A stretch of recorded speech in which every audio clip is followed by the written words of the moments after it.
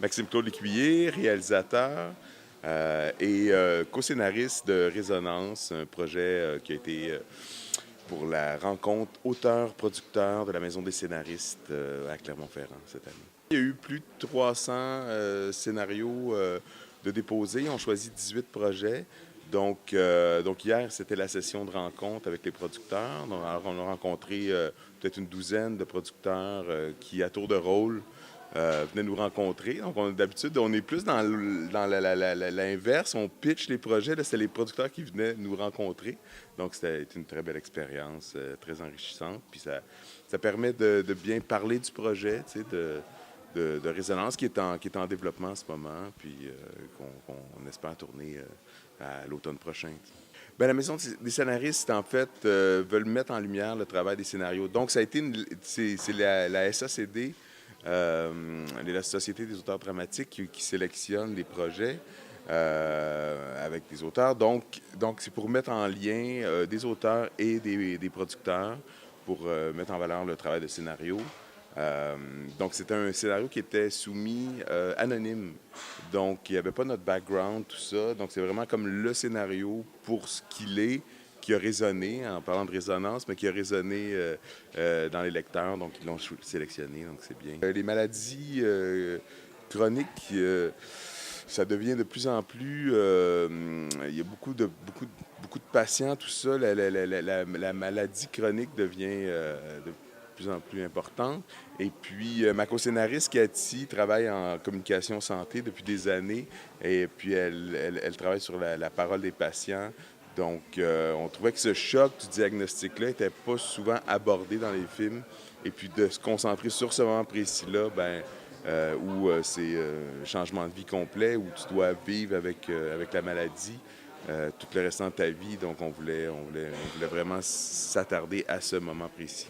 Il y a un casting préparatoire, on explore, on a différentes...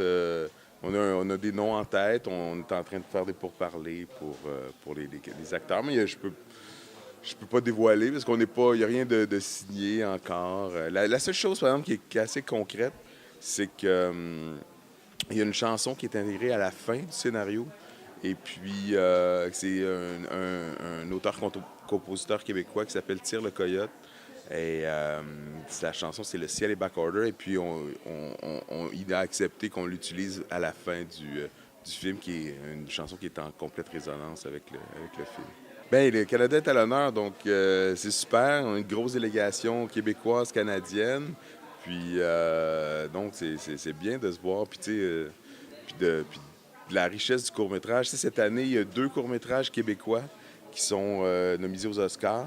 Donc, ils sont nominés sur 5 films. Il y en a 2 Québécois. Donc c'est quelque chose. Là, le cinéma, le court-métrage canadien-québécois va super bien. Donc, c'est un bon timing pour que le Canada soit à l'honneur, je pense. Bien, ça a été une année assez intense, en fait. Le film a fait peut-être une trentaine de festivals. Un peu partout. Puis là, c'est ça, depuis 3 semaines, il est en ligne. Puis là, en ligne, là, ça déboule. Là. Donc, une belle réponse.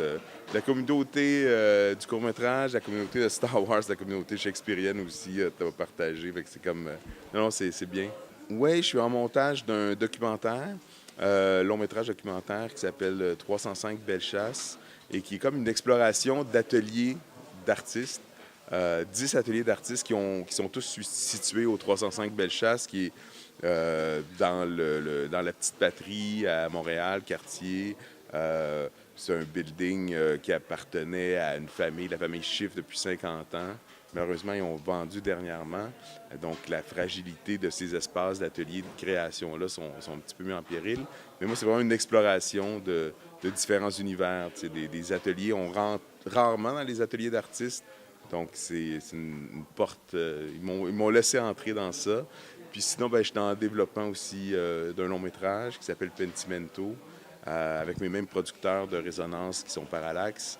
Et on est en écriture, donc peut-être deuxième version scénario. Là, on avance, puis on pourra déposer dans la prochaine année.